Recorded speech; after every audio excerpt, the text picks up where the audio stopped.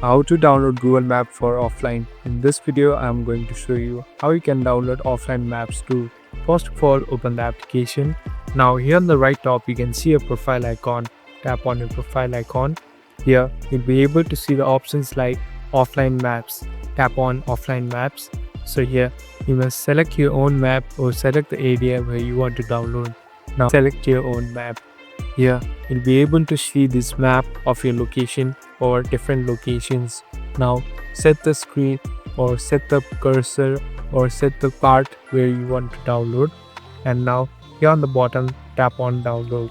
So, it will take some time, and after that, it will simply show you even when you are offline. So, this is the easiest and even efficient way to have a map or offline map.